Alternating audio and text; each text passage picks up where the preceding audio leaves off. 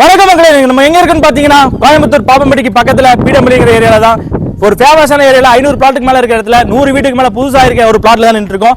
3 சென்ட்ல இந்த வீடு பாத்தீங்கன்னா 60 லட்சம் ரூபாய்க்கு நம்ம கோட் பண்ணிருக்கோம். வாங்க இந்த வீட்டை போய் பார்ப்போம்.